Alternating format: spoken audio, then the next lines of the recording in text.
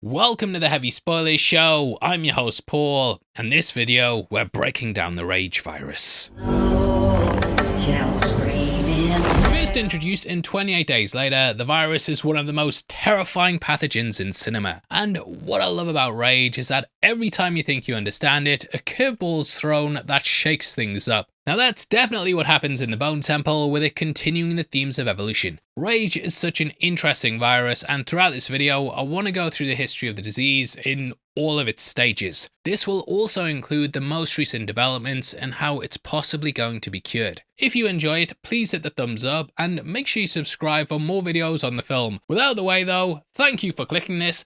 Now let's get into 28 years later. Okay, so the fictional virus was created by Alex Garland and brought to life by Danny Boyle in 28 Days Later. Unlike a lot of zombie films at the time, the rage virus didn't infect the dead and it didn't reanimate corpses. It didn't come from some ancient curse or extraterrestrial rock, and it was simply born in a lab here in jolly old England. Now during the making of the film, Ebola was garnering headlines in the West, and the red-eyed look actually inspired the infected. Beyond that, they also looked at rabies and the rabid state it could send someone into. If you checked out our breakdown on the first film, then you'll know that we also touched upon the tie-in comic there. Right before the release of Weeks, we had the release of 28 Days Later, The Aftermath. This followed scientists Clive and Warren, who were trying to isolate rage within the brain. Road rage, blind rages, the twist, which was all the rage in the 50s, rage was something that had cost lives. People went into uncontrollable rages every day, normally in situations where if they'd remained rational, then lives would have been spared. We all see it in the news constantly and stuff where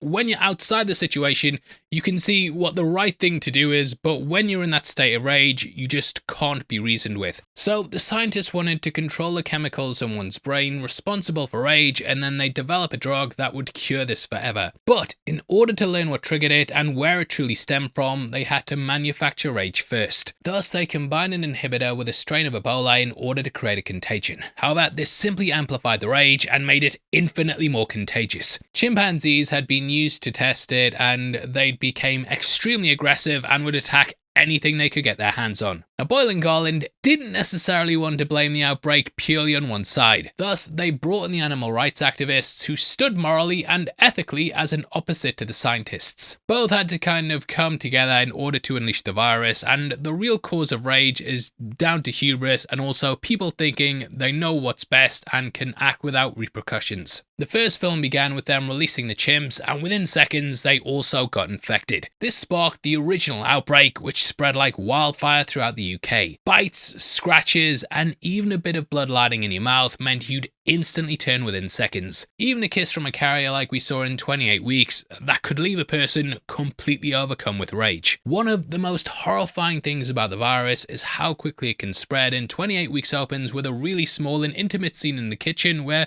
we see some survivors just huddled together and making the best of it. But the second the virus gets in there, all hell breaks loose, and within seconds these friends are all attacking each other. Normally in zombie films, you know, if someone gets bit, then they slowly transform over the film, and you have it like, oh, have you been bitten by a zombie, mate? No, what do you mean? I'm totally fine. Let's just get out of here. You look like you've been fucking bit by a zombie, mate. You're acting weird. I'll fucking kill you. That kind of shit. Even like in the Dawn of the Dead remake, a character gets to say goodbye to a loved one, but with rage, you don't get that at all. Frank probably gets the longest time to say goodbye to Hannah, and that's after a single drop of infected blood falls into his eye. But even with that, he gets like less than a minute.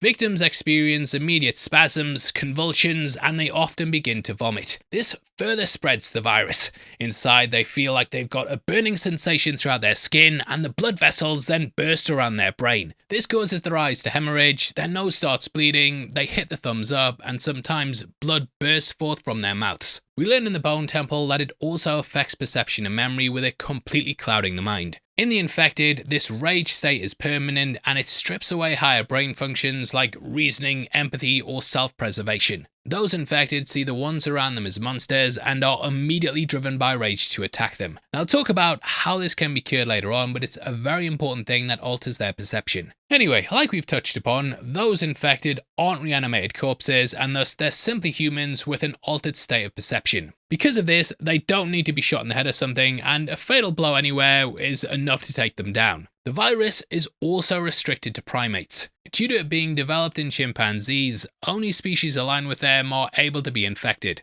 So dogs, deers, cows and crows and stuff, they can all encounter the virus without turning. This is why we see crows feasting on corpses, and it's also a reason why it wasn't able to spread as easily as, plagues and stuff can travel through birds and rodents. With that initial outbreak though, it did spread like a plague from person to person, and initially the government just suspected that it was riots. However, it quickly became clear what was going on, and within 2 weeks the UK had been quarantined. Another 2 weeks, and we then joined Jim waking up in a hospital and got the events of 28 years later. So, if you haven't seen it, pause this video and go watch all 2 hours of that now. I will wait. Let's watch some crazy stuff, yo! 1, 2, 3. Are you back? Okay, so the original outbreak left all those infected starving, as they weren't really able to concentrate on things like drinking and eating, due to the self-preservation being completely stripped away. You'll also see with those infected with rabies or something that they have hydrophobia and thus struggle to drink water. That's a similar thing to this first strain, and thus the infected all die of starvation. However, the second strain was where things started to mutate, and that was due to it being incubated inside a carrier. This led to slightly more intelligent infected, which is what we see with Don. Don stalked and used strategy to follow his kids, and even avoided attacks by the military. Now, this outbreak was never contained, and it unfortunately spread from Britain to Europe. Though they managed to push it back to the island, those who were infected had changed, and they were able to sustain themselves through eating and drinking. Due to the infected now seeking nourishment, it extended the virus's lifespan indefinitely, and gone was the ability to just wait it out until they starved. Thus, the infected became a permanent fixture of the UK. Pack behaviour formed, and many different virus variants sprung forth. This created your quote-unquote fast ones, who were the sprinters that basically made the franchise stand out from those slow zombies of the past. Next was the slow-lows who crawled the ground, barely burning any calories and getting by eating worms and small animals. During this 28 period, alphas also rose to the forefront. These were carriers in which the virus had mutated, and they ruled over their pack and used them to hunt. Alphas were extremely strong and durable, and it also meant they could withstand several injuries. Now, beyond that, people on the island also found ways to fight off the virus. This included Dr. Kelson, who discovered iodine could halt the spread. It was during the events of 28 years later that he also came into contact with Samson. Kelson cared for life and thus didn't kill the alpha, and instead merely sedated him. However, he began to notice that Samson was almost seeking the sedation and visiting Kelson to try and get a hit. Kelson started to study his behaviour and realised that in this state, the rage had been quelled. It even led to Samson beginning to speak, and over time he started to regain his memories. Kelson eventually deemed that because the virus was similar to a psychosis, that it could potentially be treated with drugs. Knowing he could potentially die at the hands of Sir Lord Jimmy Crystal, he quickly tried to make a makeshift cure on Samson, and this actually worked, with it allowing him to quiet the infection in his mind. As of making this video, we're not sure how long lasting the effects are, but we end the Bone Temple with it seemingly having worked. We also know that the sequel will deal with a further evolution as well, and to be honest, it's been a pretty complicated virus across the board. We've had asymptomatic carriers like Alice in Weeks, and also talk of a widespread vaccine. Her son Andy also carried the immunity, and with the return of Cillian Murphy, I do wonder if Andy will be back as well. For now though, there's no outright cure that's been written down and manufactured. Kelson's work could even die with him, though I do hope that Samson remembers it. In the original script for the film as well, you might know they also managed to cure it through a blood transfusion. This initially featured Jim giving up his blood, and we'd end with him strapped to a table watching TV like the monkey that opened the movie. But they obviously didn't end up doing that. However, it could hint that a blood transfusion could work, even though what's more likely is the virus would spread so fast this would be rendered completely pointless. And you would have had a million YouTube comments about the ending of that first film pointing it out.